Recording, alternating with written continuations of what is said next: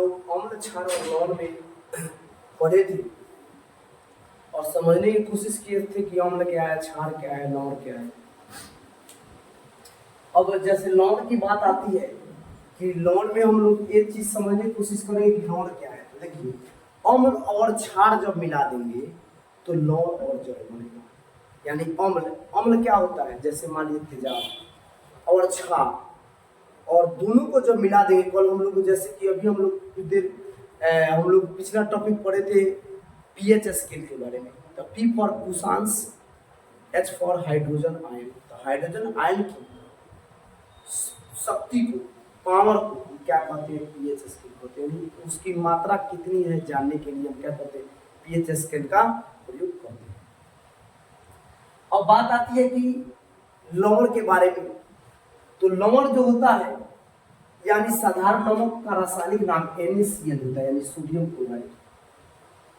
साधारण नमक का सूत्र क्या होता है, NaCl, सोडियम क्लोराइड। तो जब यह क्या है, अम्ल है, याद रखिएगा, अम्ल जोड़ क्षार, NaOH क्या है, क्षार है, मिलाएंगे तो हमें क्या बनेगा, अम्ल और क्षार मिलाएंगे तो क्या बनेगा, लवण, यानी नमक और जल। तो अम्ल और क्षार जब मिलाएंगे तो लवण और जल बनेगा। तो HCl और NaOH, HCl क्या है, अम्ल है, NaOH क्या है, क्षार है। तो क्या बना, लवण और जल बना। और जब देखिए, जहां पर समुद्र में से हम लोग जब लवण निकालते हैं, नमक निकालते हैं, तो कोई कोई समुद्र सूख जाता है। तो सूख जाने के बाद, पानी सूख जाने के बाद में जिस प्रकार कोयले के खदान से हम कोयला निकालते हैं, उसी प्रकार हम लोग नमक निकालते हैं, क्योंकि उसमें पानी वाष्पित हो जाता है। तो जब बच जाता है वो क्या हो जाता है, केवल नमक। तो नमक में बहुत सारी अशुद्धियां होती है। तो अशुद्धि के रूप में पूछ देगा परीक्षा में कि अशुद्धि के रूप में क्या क्या होता है।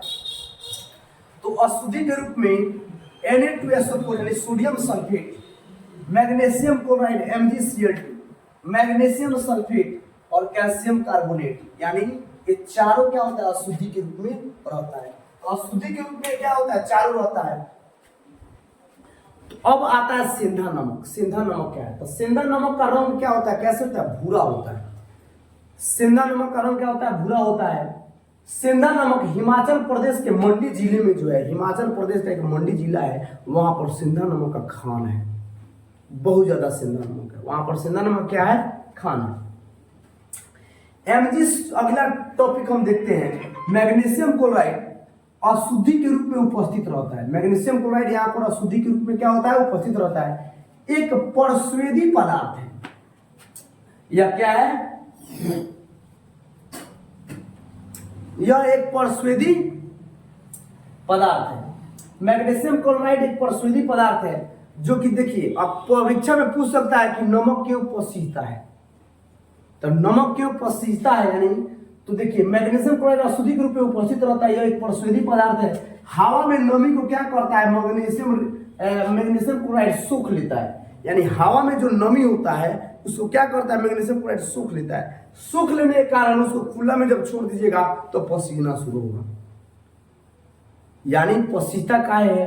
तो मैग्नीशियम क्लोराइड अशुद्धि के रूप में उपस्थित रहता है, यह एक परस्वेदी पदार्थ है। तो हवा में नमी को सोख लेता है, माने हवा से नमी को क्या करता है, सोख लेता है, इसलिए खुला में जब छोड़ दीजिएगा तो पसीना शुरू हो जाएगा। साधारण नमक में KiO3 या Ki मिलाकर, जैसे देखिए नमक तो हमने निकाल लिया, उसमें आयोडीन की आवश्यकता होती है।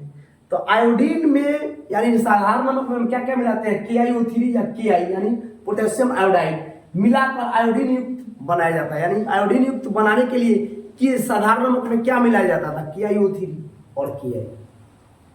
K for potassium, I for iodide, O for oxide, ठीक है ना।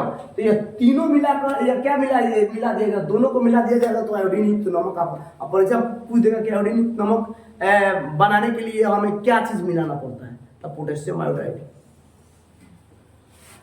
अब आता है NaCl। अब NaCl का नमक का क्या क्या काम है, तो देखिए आप लोग जब बायोलॉजी पढ़िएगा तो उसमें आप लोग को पढ़ना है न्यूरॉन। तो न्यूरॉन का मतलब होता है तंत्रिका कोशिका, यानी तंत्रिका की कोशिका है। तो कोई हमको, जैसे मान लीजिए ठंडा के दिनों में, ठंडा पर है गर्मी के दिनों में आप देखते होइएगा बहुत ज्यादा पसीना आपके शरीर से निकलता है। पसीना कभी खाए हैं आप लोग? नहीं खाए हैं तो देखिए, पसीना कभी चू के जीभ पर चला गया तो जीभ पर चले जाने का मतलब ये हो गया नमकीन लगता है, तो यानी नमक की मात्रा ज्यादा होती है। तो शरीर से नमक बहुत ज्यादा गर्मी के दिनों में पसीना के माध्यम से निकलता है। तो निकलने का मतलब ये हुआ कि सोडियम हमारे शरीर से कम होने लगा। जब सोडियम कम होने लगेगा तो आदमी बेहोश होने लगेगा। क्यों? क्योंकि तंत्रिका कोशिका के जरिए क्या होता है, माध्यम से पहुंचता है। तो आगे बायोलॉजी में इसके बारे में डिटेल्स चर्चा करेंगे। यानी उसके बीच में सोडियम होता है जो सोडियम मैसेज पहुंचाने का काम करता है। तो इसको, इस टॉपिक को हम डिटेल्स में बायोलॉजी चैप्टर में पढ़ेंगे, तंत्रिका कोशिका में। तो तंत्रिका तंत्र एक कार्य प्रणाली, मांसपेशियों की गति। अब देखिए मांसपेशियों की गति जो होता है, मांसपेशियों की जो गति है होता है वो सोडियम क्लोराइड के जरिए ही होता है। देखिए कितना महत्वपूर्ण टॉपिक है। उसके बाद में एचसीएल जो हमारे पेट से निकलता है उदर से, तो एचसीएल निकलता है तो वो क्या होता है, खाना के पचाने का काम करता है। तो निकालने का काम कौन करता है? यही नमक करता है। जैसे देखिए भोजन पचाने के लिए, एचसीएल उत्पादन के लिए हम क्या निकलता है, NaCl। यही क्या करता है, निकालने के लिए, HCl को निकालने के लिए यह काम करता है। कई पदार्थ, जैसे अब इसके अलावा क्या क्या इसका उपयोग हो सकता है मुरब्बा बनाने में, NaOH यानी sodium hydroxide, baking soda, washing soda, व्यंजक चूर्ण, ये सब बनाने में हम क्या करते हैं, सोडियम क्लोराइड का उपयोग करते हैं। आप लोग दांडी यात्रा भी सुने होइएगा, महात्मा गांधी का नाम। तो दांडी यात्रा नमक के कारण ही, नमक के बनाने के लिए दांडी यात्रा महात्मा गांधी जी किए थे। एक प्रकार से यह जो है हमारे देश के लिए ये बहुत बड़ी उस समय उपलब्धि थी। महात्मा गांधी जी ने जो दांडी यात्रा किया उसमें बहुत बड़ी उपलब्धि हुई और यह एक प्रकार का क्रांतिकारी पहल थी। और उस क्रांतिकारी पहल से क्या हुआ, पहली बार दांडी से साबरमती जाकर उन्होंने क्या किया, नमक बनाया था। तो महात्मा गांधी का नाम भी इसमें जुड़ा हुआ नमक में, हमारे भारतीय इतिहास में। अमाशय जो होता है, अब देखिए अमाशय क्या करता है, सोडियम क्लोराइड के जरिए वो क्या करता है, अमाशय का काम क्या है, आखिर अमाशय से अम्ल HCl, अमाशय अम्ल क्यों निकालता है, HCl क्यों निकलता है, तो थोड़ी सी समझ लेते हैं कि अमाशय अम्ल NaCl के कारण ही निकालता है। NaCl के कारण निकालता है तब हमारा भोजन टूटता है, पचता है। और अमाशय में जो अमाशय रस होता है जिसको बोलते हैं HCl, वह क्या निकालता है, तो देखिए एक एंजाइम निकालता है जिसका नाम है पेप्सिन। और वह पेप्सिन जो होता है क्या करता है, भोजन पचाने का काम करता है। तो इसका एक स्क्रीनशॉट ले लीजिए और फिर हम आगे इसके बाद टॉपिक हम देखते हैं। सोडियम हाइड्रोक्साइड, अब बात आती है सोडियम हाइड्रोक्साइड को हम कैसे प्राप्त करते हैं। परीक्षा में पूछा जाएगा कि सोडियम हाइड्रोक्साइड प्राप्त कैसे होता है, हम लोग कैसे इसको मतलब कि बनाएंगे। तो देखिए सोडियम क्लोराइड के जलीय विलयन में जब विद्युत धारा प्रवाहित किया जाता है, सोडियम क्लोराइड के जलीय विलयन में जब विद्युत धारा प्रवाहित किया जाता है तो हमें सोडियम हाइड्रोक्साइड, क्लोराइड और हाइड्रोजन गैस प्राप्त होता है। तो जैसे देखिए अब इसको परिभाषा के माध्यम से समझते हैं। सोडियम क्लोराइड के जलीय विलयन में विद्युत धारा प्रवाहित करने पर यह अपघटित होकर सोडियम हाइड्रोक्साइड, क्लोरीन और हाइड्रोजन गैस बनता है। इस अभिक्रिया को क्लोर क्षार प्रक्रिया कहते हैं। परीक्षा में पूछेगा क्लोर क्षार प्रक्रिया क्या है, तो सोडियम क्लोराइड के जलीय विलयन में जब विद्युत धारा प्रवाहित किया जाता है तो अपघटित होकर सोडियम हाइड्रोक्साइड, क्लोराइड और हाइड्रोजन गैस बनता है। इसको क्लोर क्षार कहते हैं, क्लोर क्षार कहते हैं। अब देखिए तब परीक्षा में पूछ देगा सोडियम हाइड्रोक्साइड बनता कैसे है, तो आराम से आप लोग लिख सकते हैं कि सोडियम क्लोराइड के जलीय विलयन में जब विद्युत धारा प्रवाहित किया जाता है तो अपघटित होकर सोडियम हाइड्रोक्साइड बनता है, क्लोराइड बनता है और हाइड्रोजन गैस बनता है। अब क्लोरीन गैस पर क्या होता है, एनोड, और हाइड्रोजन गैस पर क्या होता है, कैथोड होता है। कैथोड और एनोड के कारण क्या होता है, यह अलग अलग बनते हैं। अब इसमें सोडियम, अब अलग अलग ये तो बन गया आप लोग का, क्या क्या बन गया, सोडियम हाइड्रोक्साइड बन गया, हाइड्रोजन बन गया और क्या बन गया, क्लोरीन बन गया। यह तीन गो हमें क्या हुआ, तीन प्रकार के क्या प्राप्त हुई, उत्पाद प्राप्त हुए। तीन प्रकार के उत्पाद प्राप्त हुए। तीनों का उपयोग क्या क्या चीज में करते हैं, तीनों का उपयोग हम किस किस चीज में करते हैं, अब बनाने की विधि तो अभी आप लोगों को बता दिया गया। बनाने की विधि क्या है, तो सोडियम क्लोराइड को के जलीय विलयन यानी जल में जो विलयन है, सोडियम क्लोराइड के जलीय विलयन को जब हमने विद्युत धारा से अपघटित किया, विद्युत धारा से प्रवाहित किया, तो अपघटित होकर क्या क्या बना, सोडियम हाइड्रोक्साइड क्लोराइड और H2 गैस। बनाने की विधि हो गई।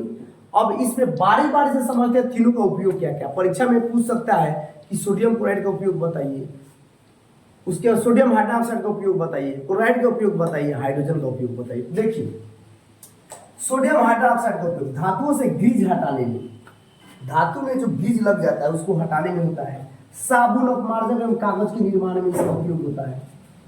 तीसरा, कृत्रिम फाइबर, कृत्रिम वस्त्र, रेशे आदि के निर्माण में होता है। तो यह क्या हो गया, सोडियम हाइड्रोक्साइड का उपयोग हो गया। परीक्षा में पूछ देगा 2 नंबर का सोडियम हाइड्रोक्साइड का उपयोग लिखिए। क्लोरीन का उपयोग अब आइए, तीसरा में यह हो गया क्लोरीन का उपयोग। तो क्लोरीन एक रोगाणुनाशक है, यानी रोगाणुनाशक का मतलब है क्लोरीन, जैसे पानी में जब कीटाणु पड़ जाता है तो क्लोरीन छीट के हम क्या करते हैं, उसको साफ कर देते हैं पानी को, यानी रोगाणुनाशक है, इसलिए रोगाणुनाशक में इसका क्या करते हैं, प्रयोग करते हैं। दूसरा, विरंजक चूर्ण एवं हाइड्रोक्लोरिक अम्ल के उत्पादन में। विरंजक चूर्ण जब आगे हम पढ़ेंगे विरंजक चूर्ण क्या है, तो इसमें इसको विशेष रूप से हम लोग पढ़ेंगे। विरंजक चूर्ण एवं हाइड्रोक्लोरिक अम्ल के उपयोग में। तीसरा होता है पॉलीविनाइल क्लोराइड, यानी इसको शॉर्ट में बोलते हैं PVC, क्लोरोफ्लुओरोकार्बन यानी CFC, क्लोरोफॉर्म बनाने में। चौथा, कपड़ों एवं कागज के रंग के को विरंजक करने में। तो ये हो गया आपका क्लोरीन का उपयोग। तीसरा, हाइड्रोजन का उपयोग, द्रव हाइड्रोजन का उपयोग रॉकेट के ईंधन के रूप में किया जाता है। रॉकेट ईंधन जब होता है, रॉकेट जब छोड़ना होता है तो उसमें ईंधन के रूप में, जैसे हम लोग कार और चलाने के लिए पेट्रोल का इस्तेमाल करते हैं, इसलिए उसी प्रकार आपका रॉकेट ईंधन के रूप में क्या किया जाता है, या द्रव हाइड्रोजन का उपयोग किया जाता है। दूसरा, हाइड्रोक्लोरिक अम्ल के उत्पादन में। हाइड्रोक्लोरिक अम्ल जब बनाएंगे HCl, तो इसके उत्पादन में क्या किया जाता है, इसका उपयोग किया जाता है। तीसरा, खाद के लिए अमोनिया के निर्माण में। जब खाद बनाते हैं तो अमोनिया के रूप में हम किसका प्रयोग करते हैं, हाइड्रोजन का। चौथा, हाइड्रोजनीकरण क्रिया द्वारा वनस्पति घी बनाने में, यानी इसका उपयोग हो गया। अब एक बार फिर से हम समझा दें कि परीक्षा में 3 प्रकार से क्वेश्चन आ सकता है कि सोडियम क्लोराइड बनता कैसे है, सोडियम क्लोराइड बनता कैसे है, चाहे सोडियम हाइड्रोक्साइड बनता कैसे है, क्लोराइड कैसे बनता है, H2 कैसे बनता है, सोडियम क्लोराइड से हम कैसे इन तीनों को बनाएंगे। तो फिर से एक बार बता दें, सोडियम क्लोराइड को के जलीय विलयन यानी जल है, जलीय विलयन में जब विद्युत धारा प्रवाहित करते हैं तो अपघटित होकर क्या क्या बनते हैं, तीनों बनता है। अब बनने के बाद तीनों का विधि, तीनों का उपयोग बता दिया गया है, ये तीनों का क्या है, उपयोग है। चलिए इसका एक स्क्रीनशॉट ले लीजिए। अब आइए हम लोग, आप लोग अभी क्लोरीन, हाइड्रोजन और सोडियम हाइड्रोक्साइड के उपयोग बनाने की विधि के बारे में हम लोग जाने हैं। अब आइए विरंजक चूर्ण के बारे में हम लोग जानते हैं कि बनता कैसे है, इसका उपयोग कैसे किया जाता है और इसका गुण धर्म क्या है, यानी क्या क्या गुण है। तो सबसे पहले आइए जानते हैं कि विरंजक चूर्ण का नाम क्या है। तो विरंजक चूर्ण का नाम है CaOCl2, यानी रासायनिक रूप का क्या होता है, सूत्र होता है CaOCl2। अब देखिए इसका रासायनिक नाम कैल्शियम, देखिए calcium, O for oxy, Cl for chloride, यानी इसका रासायनिक नाम कैल्शियम ऑक्सीक्लोराइड है। इसका सूत्र CaOCl2 होता है। इसे चूने के क्लोराइड भी कहा जाता है, यानी परीक्षा में पूछेगा चूने के क्लोराइड किसको कहते हैं, तो CaOCl2 को। इसका पूरा नाम क्या है, कैल्शियम ऑक्सीक्लोराइड। इसे किस विधि द्वारा तैयार किया जाता है, तो इसे हेसेन-क्लेबर विधि द्वारा तैयार किया जाता है। यानी परीक्षा में पूछ देगा, ऐसे भी पूछा जा सकता है कि कैल्शियम ऑक्सीक्लोराइड यानी विरंजक चूर्ण, चाहे ब्लीचिंग पाउडर, इसका देहाती जो है हम लोग कहते हैं ब्लीचिंग पाउडर। अब ब्लीचिंग पाउडर को किस विधि द्वारा तैयार किया जाता था, हेसेन-क्लेबर विधि। किस विधि द्वारा, हेसेन-क्लेबर विधि। अब बनाने की विधि क्या है, ठोस बुझे हुए चूने पर, यानी बुझा हुआ चूना आप लोगों को बताया जा चुका है पिछले क्लास में। बुझा हुआ चूना CaO, बिना बुझा हुआ चूना COH के होल ट्वाइस यानी कैल्शियम हाइड्रोक्साइड। अब कैल्शियम ऑक्साइड क्या होता है, बुझा हुआ चूना होता है। तो ठोस बुझे हुए चूने को, जैसे चूना लाइए दुकान से और चूना लाने के बाद में ठोस होना चाहिए, यानी ठोस के रूप में हो। उस पर चूने पर 313 केल्विन यानी सेंटीग्रेड में बदलेंगे तो 40 डिग्री सेंटीग्रेड पर क्लोरीन गैस जब प्रवाहित किया जाएगा, क्लोरीन गैस जब प्रवाहित किया जाएगा तो क्या बन जाएगा, हमें विरंजक चूर्ण प्राप्त हो जाएगा। एक बार फिर से समझते हैं, यानी हम लोग ठोस बुझे हुए चूने को लाकर उस पर क्लोरीन गैस जब प्रवाहित करेंगे हेसेन क्लेवर विधि द्वारा, यानी हेसेन क्लेवर विधि में ठोस बुझे हुए चूने पर जब क्लोरीन गैस प्रवाहित करेंगे तो हमें क्या प्राप्त होगा, विरंजक चूर्ण या ब्लीचिंग पाउडर तैयार होगा। देखिए सूत्र के माध्यम से, समीकरण के माध्यम से ये समझते हैं कैल्शियम हाइड्रोक्साइड यानी क्या हुआ, बिना बुझा हुआ चूना है, बुझा हुआ चूना है। और क्लोरीन जब प्रवाहित करेंगे तो 313 केल्विन पर तो हमें क्या प्राप्त होगा, CaOCl2 यानी कैल्शियम ऑक्सीक्लोराइड और जल प्राप्त होगा। तब इसको प्राप्त हो जाएगा। अब इसका गुण क्या क्या है, आइए अब समझते हैं गुण के बारे में। यह हल्का पीला सफेद चूर्ण है, हल्का पीला सफेद चूर्ण है जो क्लोरीन जैसी गंध देती है, क्लोरीन के जैसा गंध आएगा। यह अस्थायी यौगिक है, यानी इसका अस्थायी का मतलब होता है कि इसका रूप परिवर्तन होता रहता है। अगला गुण होता है वायुमंडलीय नमी और CO2 द्वारा अपघटित हो जाता है। वायुमंडलीय जब नमी पड़ेगी और कार्बन डाइऑक्साइड द्वारा हम इसको क्या कर सकते हैं, अपघटित कर सकते हैं, तोड़ा जा सकता है। तीसरा, वायु में खुला छोड़ देने पर इससे Cl2 गैस बाहर निकल जाता है। अगर वायु में छोड़ दीजिएगा तो Cl2 गैस क्या हो जाएगा, बाहर निकल जाएगा। चौथा, पांचवा, यह अम्लों से अभिक्रिया कर Cl2 गैस बनाता है। अगर अम्ल मिला दिया जाए इसमें, जैसे HCl H2SO4 अम्ल मिला दिया जाए यानी तेजाब मिला दिया जाए तो क्या बन जाएगा, यह क्लोरीन गैस बन जाएगा। अब आइए इसका उपयोग देखते हैं। इसका उपयोग लॉन्ड्री का मतलब क्या होता है, जहां पर कपड़ा धुलता है, साफ होता है, उसको बोलते हैं लॉन्ड्री में विरंजक के लिए किया जाता है, कपड़ा साफ सफाई के लिए किया जाता है। दूसरा, कीटाणुनाशक यानी कीटाणु किसी चीज में पड़ जाए, विरंजक चूर्ण ले जाकर छीट दिए, कीटाणु खत्म हो जाएगा, साफ हो जाएगा। कागज के फैक्ट्री में लकड़ी का मज्जा क्या होता है, आप लोग मीट खाए हैं, तब मीट खाया तो उसमें नली होता है, तो नलिया के अंदर मांस होता है, तो आप लोग क्या करते हैं, मुंह में रखे ऊपर से खींचते हैं तो एक कुछ मांस चला जाता है मुंह में, तो वह क्या होता है, अस्थि मज्जा है। उसी प्रकार जो लकड़ी होता है, लकड़ी के बीच वाला जो भाग होता है उसको मज्जा कहते हैं। तो कागज के फैक्ट्री में लकड़ी के मज्जा तथा कपड़ा उद्योग में सूती एवं लिनेन के विरंजक के लिए किया जाता है, यानी सूती के लिनेन को साफ करने के लिए क्या किया जाता है, विरंजक चूर्ण का उपयोग किया जाता है। अब क्लोरीन तथा क्लोरोफॉर्म CHCl3 क्लोरोफॉर्म आदि के निर्माण में किया जाता है, यानी क्लोरीन तथा क्लोरोफॉर्म के निर्माण में हम क्या करते हैं, विरंजक चूर्ण का उपयोग करते हैं। नेक्स्ट, कई रासायनिक उद्योगों के उपचायक के रूप में, यानी कोई रासायनिक चीज अगर हम बनाते हैं उद्योग में तो उसको क्या करते हैं, उपचायक के रूप में हम इसका उपयोग करते हैं। तो मुझे विश्वास है कि बहुत बढ़िया समझ में आया होगा। चलिए किसका स्क्रीनशॉट ले लीजिए। आइए अब समझते हैं बेकिंग सोडा के बारे में। बेकिंग सोडा बनता कैसे है, इसका रासायनिक नाम क्या है, इसका सूत्र क्या है, इसका उपयोग क्या है, इसका गुण धर्म क्या है। तो देखिए, बेकिंग सोडा का कई नाम है। बेकिंग सोडा या खाने वाला सोडा या मीठा सोडा या पाक सोडा, इसका कई नाम है। पाक सोडा, मीठा सोडा, खाने वाला सोडा, चाहे बेकिंग सोडा। इसका रासायनिक नाम सोडियम बाइकार्बोनेट है। देखिए, सोडियम बाइकार्बोनेट या इसको कहते हैं sodium hydrogen carbonate. Sodium bicarbonate या सोडियम हाइड्रोजन कार्बोनेट, इसका सूत्र होता है NaHCO3।